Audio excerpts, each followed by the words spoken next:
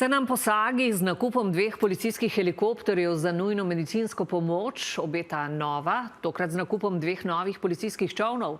Da policija nujno potrebuje nova plovila, so soglasni vsi, a zatika se pri dolžini. Stroka predlaga dolžino od 15 do 17 metrov, z vrha policije pa naj bi prihajala navodila, da morata biti čolna krajša, domnevno zato, da se lahko na razpis prijavi točno določen ponudnik. In kaj pravi notranji minister, pod katerega sodi ta več kot 8-milijonski nakup? Nika Kunaver. Že leta je jasno, policija po upokojitvi legendarnega P-111 potrebuje nova plovila.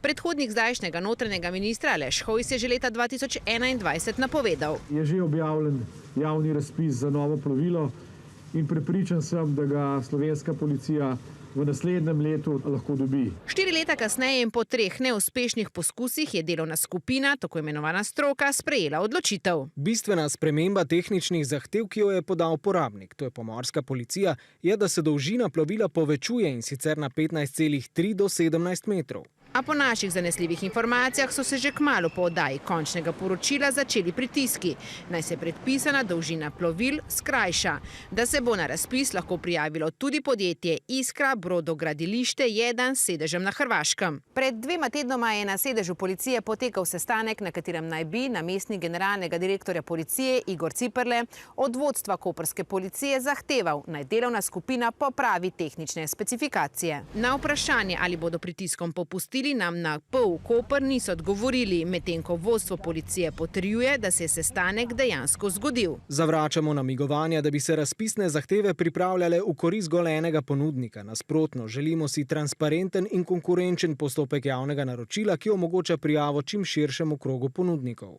Mimogrede, leta 2021 smo torej upokojili P-111. Drugo večje plovilo P-66 pa je nazadnje plulo novembra 2017.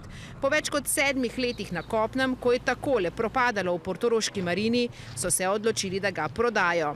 Prvotna izklicna cena 91.000 evrov je bila očitno postavljena previsoko. Prav danes popoldne se je iztekel nov rok za oddajo ponudb. Nova izklicna cena je skoraj 64.000 evrov, ponudbe pa bodo odprli jutri.